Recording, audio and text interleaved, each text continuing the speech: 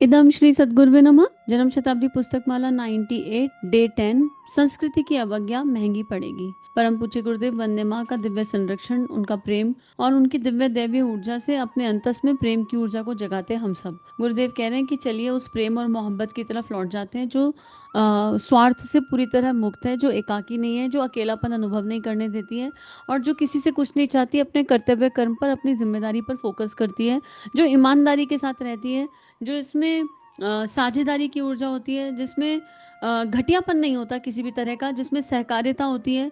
और इस क्रम में गुरुदेव ने वो एग्जाम्पल दिया था कि एक गरीब आदमी भी पहले अपने घर में खुश रहता है। देखो, चार लोग एक घर में रह रहे हो पर उनके बीच में मन मुटाव हो जाए, उनके बीच में डिफरेंस ऑफ ओपिनियन हो, उनके बीच में भावनाओं का आदान प्रदान ही ना हो, कोई कम्युनिकेशन ही ना हो, तो फिर धीरे धीरे लड़ाई झगड़ा बढ़ जाता है। क्योंकि अब क्या हो रहा है ना, आज की डेट में हम सब क्या करते हैं, हम सब अपने आसपास के जो अपने लोग हैं, हम चाहते हैं हर कोई हमारे अनुसार व्यवहार करना शुरू कर दे। और क्योंकि हम भी किसी के अनुसार व्यवहार नहीं कर रहे, तो कोई हमारे अनुसार व्यवहार क्यों करेगा। और इसी चक्कर में गाड़ी बिल्कुल ट्रैक से उतर जाती है और रिलेशनशिप स्पॉइल हो जाते हैं। तो गुरुदेव कह रहे हैं कि अब हम दैहिक ऊर्जाओं से बाहर निकलें और समूह की शक्ति बन के दैविक ऊर्जाओं की तरफ चलें और जीवन को ऊंचे उद्देश्य के लिए जिएं। हमारा लक्ष्य है, हमारा जो लॉन्ग टर्म गोल है वो स्ट्रांग होना चाहिए। और फिर उस लॉन्ग टर्म गोल को पूरे करने के लिए हमें शॉर्ट टर्म गोल बनाने की आवश्यकता है। छोटे छोटे छोटे और टेंजिबल। टेंजिबल मतलब जिसको हम कैलकुलेट कर सकें।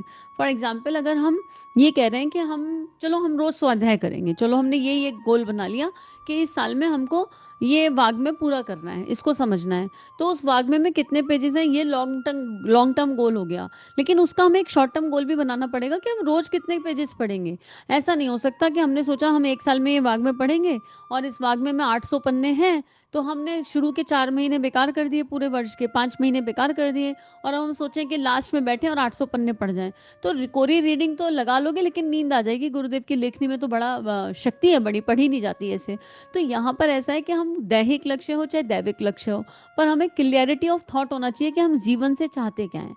हमें अपने आप से ये बार बार पूछना पड़ेगा कि मानव देह में आए हैं, क्यों हम सुबह उठते हैं, और क्यों सुबह उठ के कैसा फील करते हैं। क्या हम एक्साइटेड फील करते हैं सुबह उठ के कि अरे वाह एक नया दिन आ गया, वाह। कितने मैक्सिमम लोग दिन भर काम करते हैं पर जीवन को जीने का एक्साइटमेंट खत्म हो गया है। सुबह उठते हैं पर उठने के बाद लगते हैं अरे यार फिर उठ गए, ओहो अब फिर ऑफिस जाना पड़ेगा, अरे अब फिर किचन में टिफिन बनाने जाना पड़ेगा, ओहो आज मैं क्या बनाऊं। हम उठ तो रहे हैं बट हम खुशी के साथ, आनंद के साथ नहीं उठ रहे, हम हैप्पीनेस के साथ नहीं उठ रहे। जिंदगी बोझ जैसी हो रही है।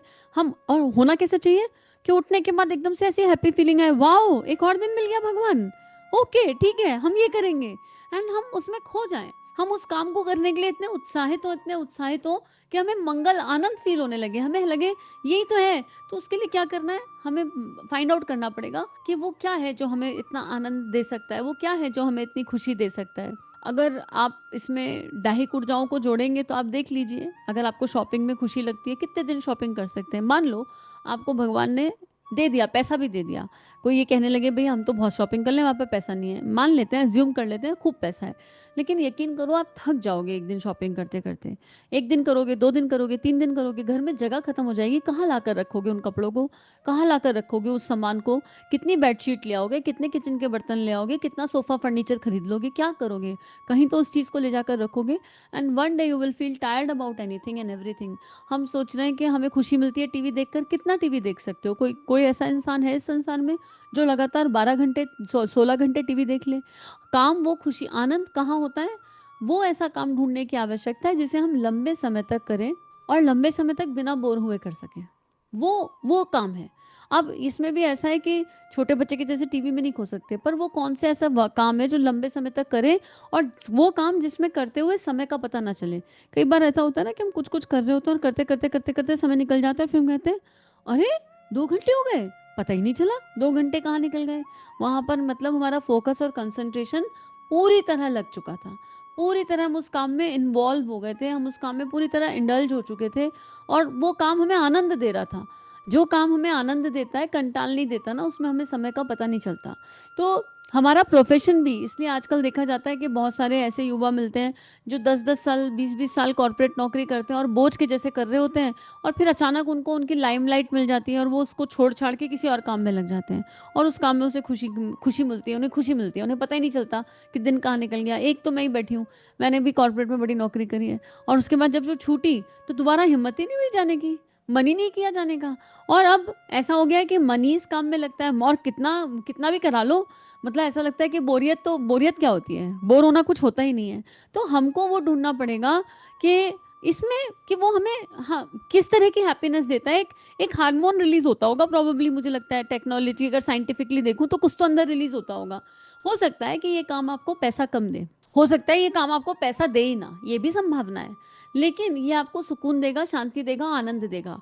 और इस संसार में कोई भी ऐसी प्रतिभा नहीं है जिसके माध्यम से श्री ना आए, श्री ना कमाई जा सके। अगर हम में प्रतिभा है तो उस प्रतिभा को नर्चर करके, उसको डेवलप करके, गुरु सानिध्य में अभ्यास प्रयास करके उस प्रतिभा को आप दुनिया में, उस प्रतिभा से अपना परचम भी लहरा सकते हैं, और वो स्वावलंबन की शक्ति भी सहजता से बन सकती है। भाई लोग चाय बनाने से, चाय बनाते बनाते बनाते बनाते पूरे पूरे महल खड़े कर लेते हैं। चाय बनाना भी प्रतिभा है, उससे भी पैसे कमा ही रहे हैं लोग। मैंने आपको पहले भी एक एग्जाम्पल दिया था कि एक दीदी है, साड़ी ड्रेपिंग करती थी, और साड़ी ड्रेपिंग से आज वो बिल्कुल बॉलीवुड में छाई हुई हैं, साड़ी ड्रेप कर करके। तो सोचिए, साड़ी ड्रेप करने से भी इंसान पैसे कमा रहा है, और अच्छा वाला बॉलीवुड में छा रहा है। वो बॉलीवुड की जो है सारे एक्ट्रेस की साड़ी ड्रेपर है, मुझे नाम नहीं उनका पता। तो ऐसे बहुत सारे एग्जाम्पल हैं, ऐसे बहुत सारे उदाहरण आपको मिलेंगे जहाँ कुछ बहुत छोटा सा स्पार्क था अंदर, उसी स्पार्क को नर्चर कर लिया, और इतना नर्चर किया, इतना नर्चर किया कि उसी से पांचों शक्तियां डेवलप हो गई, और वही देश को भी कंट्रीब्यूट करने लगा, वही राष्ट्र को भी कंट्रीब्यूट करने लगा, वही समाज को भी कंट्रीब्यूट करने लगा। जो लोग गीत लिखते हैं उनमें कितने ऐसे गीतकार हैं जो देशभक्ति के लिए गीत लिखते हैं, जो देशभक्ति के गीत हम आज भी सुनते हैं, आज भी हम सुनते हैं, मेरे देश की माटी सोना उगले उगले हीरा मोती, मेरे देश की माटी। किसी ने तो लिखा होगा, तो प्रतिभा तो थी लिखने की। लिखा तो क्या ही लिखा कि आज तक वो गीतकार चला गया, लेकिन आज तक गीत याद है, आज तक गुनगुनाया जाता है। नन्हे मुन्ने बच्चे तेरी मुट्ठी में क्या है, बताइए, लिखा था, किसी ने तो लिखा था। ऐसे ही किसी ने तो पहली, सबसे पहली बार भगवान श्री कृष्ण की पेंटिंग बनाई होगी, भगवान श्री राम की पेंटिंग बनाई होगी, किसी ने तो पहली बार किया होगा। क्यों? अंदर था, भाव था। तो जब हम अपनी प्रतिभाओं को भगवान को अर्पित समर्पित करते हैं, अपनी प्रतिभाओं को राष्ट्र के उत्थान के लिए, ऊंचे उद्देश्यों के लिए लगाते हैं, तो वो प्रतिभा हमें सब कुछ दिला देती है। वो प्रतिभा हमें मानसिक रूप से मजबूत बनाती है, भावनात्मक रूप से मजबूत बनाती है, सामाजिक रूप से मजबूत बनाती है, फाइनेंशियली भी हमारी रोजी रोटी का गुजारा करने लायक कर देती है। देखो, अकाउंट भरेंगे या नहीं, बड़ी गाड़ी आएगी या नहीं, घर बहुत बड़ा होगा कि नहीं, नहीं पता, लेकिन रोजी रोटी निकल जाएगी, एक औसत भारतीय जीवन मिल जाएगा। ये प्रतिभा में शक्ति है। लेकिन अगर वही प्रतिभा ऊंचे उद्देश्य की तरफ लगे, तो गुरुदेव लिख रहे हैं, ऊंचे उद्देश्य के लिए मित्रों, मैं आपसे कह रहा हूं कि सीता जी को वापस लेकर आना है। सीता के जी की बात मैं आपको बता रहा था, आप देखिए उन्हें किस तरह से सहायता मिलती चली गई। क्यों साहब, पानी के ऊपर तैरते हुए पत्थर कहीं देखे हैं आपने आज तक? गुरुदेव अनुदान वरदान की बात कर रहे थे कि जब ऊंचे उद्देश्य के लिए चलो तो भगवान के अनुदान और वरदान मिलते हैं। तो माँ सीता को जब वापस लाना था तो किस तरह के अनुदान वरदान मिले? पानी के ऊपर पत्थर तैर गया, कहीं नहीं होते पानी के ऊपर पत्थर, पानी में डालते ही पत्थर डूब जाता है। पत्थरों के माध्यम से भगवान ने सहायता की थी। ऐसे पुल बनाए जिसमें कि खंभे भी नहीं लगाए गए, इनके लिए कोई प्लानिंग नहीं की गई, समुद्र के ऊपर पत्थर पत्थर फेंकते ही वे तैरने लगे और पुल बना दिया गया। अचंभे की बात है, कोई बेस भी नहीं है उस पुल का।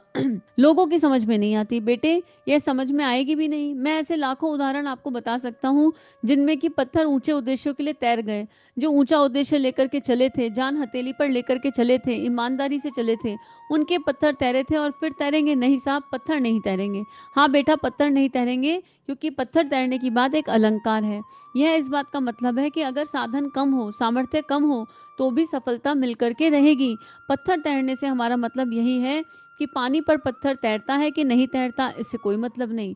मतलब परम पूज्य गुरुदेव यहाँ ये कहना चाह रहे हैं कि हम ये ना कहें कि हम काम तो करना चाहते हैं गुरुदेव, लेकिन हमको नहीं पता, हमारे पास तो कोई साधन ही नहीं है। देखो, रिसोर्सेज जिसके पास जो जहाँ है इस समय, जिस भी परिस्थिति में है, इस परिस्थिति में मंत्र की शक्ति तो है, बोल तो सकते हो, सोच तो सकते हो, तो रोज उपासना करो, नियमित गायत्री साधना करो। उसके बाद अपने आसपास देखो कि मेरे पास क्या क्या रिसोर्सेज अवेलेबल है। हमारे पास जो भी रिसोर्सेज हैं इसमें हम बेस्ट क्या कर सकते हैं, बस इतना सोचने की आवश्यकता है। अगर हम ये देखेंगे कि हमारे पास क्या नहीं है तो हम कभी वो कर ही नहीं पाएंगे जो हम करना चाहते थे। हम अटक इसलिए जाते हैं क्योंकि हम पहले आउटपुट के बारे में सोचने लगते हैं। हम ये सोचने लगते हैं कि आउटपुट बहुत खूबसूरत होना चाहिए, आउटपुट में गड़बड़ नहीं होनी चाहिए। लेकिन एक बात बताइए, हम कोई काम कर रहे हैं तो अपनी नर्चरिंग के लिए कर रहे हैं, अपनी आत्मा को आनंद देने के लिए कर रहे हैं, अपनी हैप्पीनेस के लिए कर रहे हैं, अपने सुकून के लिए कर रहे हैं, अपनी शांति के लिए कर रहे हैं, राइट, आत्मनिर्माण के लिए कर रहे हैं। अब उसमें अगर हम आउटपुट की परवाह करते रहेंगे तो इसका मतलब हम पीपल प्लीजर हैं, हम अपने लिए कर ही नहीं रहे, हम लोकेशना के लिए कर रहे हैं, हम तारीफ पाने के लिए कर रहे हैं, हम एप्रिसिएशन के लिए कर रहे हैं, मोटिवेशन के लिए कर रहे हैं। दोनों एनर्जीज में अंतर है ना। कि यार मान लीजिए यूट्यूब ही खोलना है या किसी को ब्लॉग ही लिखना है, मैं तो कहती हूँ ब्लॉग लिखने शुरू कर दो। थोड़ा सा गूगल से देख लो अगर आप में लिखने की कला है तो रोज आज का दिन कैसा बीता, आज भगवान से क्या क्या बात करी, आज दिन भर में कितनी साधना करी, कितनी उपासना करी, क्या क्या परिस्थितियां आई, उन परिस्थितियों से कैसे जूझे, इसी का ब्लॉग बना लो। अपने जीवन की सारी पॉजिटिविटी को डेट वाइज ब्लॉग में डालना शुरू कर दो। भाई अगर आप उसको वाकई में जी रहे होंगे, जीवंत ऊर्जा से जी रहे होंगे, तो वो ब्लॉग अपने आप वायरल होना होगा तो हो जाएगा। नहीं भी वायरल हुआ तो आपका एक मी टाइम तो होगा, टाइम तो अच्छा बीतेगा। कुछ नहीं करना आता, लिखना तो आता है सबको।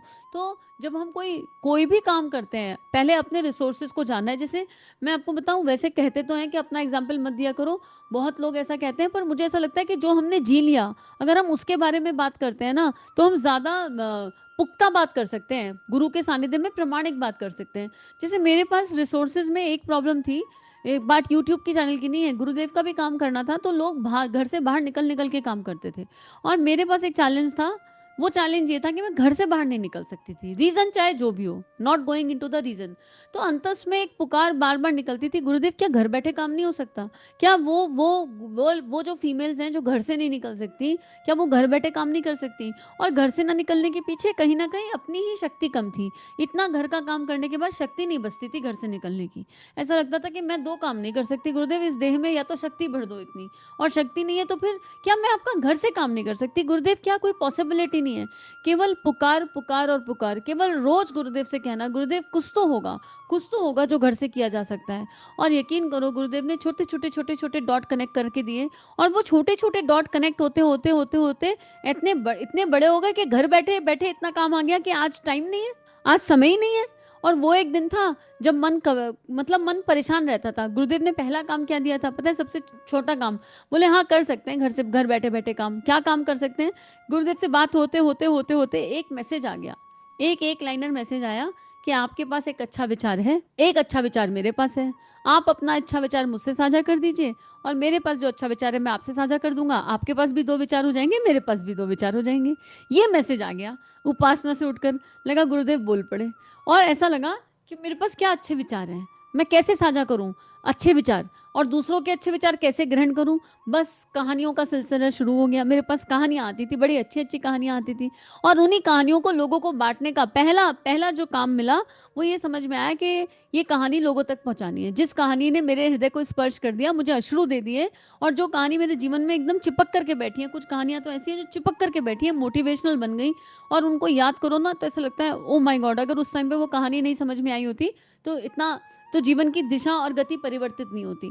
और ऐसे करते करते करते ब्रॉडकास्ट लिस्ट बनानी शुरू करी, और फिर गुरुदेव छोटा काम एक और, फिर कोई छोटा काम, फिर कोई तीसरा काम, अपने आप ही प्रकट होते चले गए। और प्रकट होते होते उपासना समर्पण योग वाग्मे को गुरुदेव ने ऑडियो में कन्वर्ट करवा दिया, और उसके बाद ये जन्म शताब्दी। तो बात ये नहीं है, बात ये है कि दिल में तरंग हो, दिल में उमंग हो, और पुकार, केवल पुकार लीजिए, केवल गुरुदेव से कह दीजिए यूज मी, कह दो। अभी एक दीदी है, उन्होंने बड़ा सुंदर अपने जीवन का एक वीडियो बनाया, और उसमें उनके पास भी इस तरह के क्वेश्चन आते हैं। उनका यूट्यूब चैनल है my Gurudev Pandit Shri Ram Sharma Acharya and me, ऐसे करके उनका चैनल है, पूजा नाम है उनका।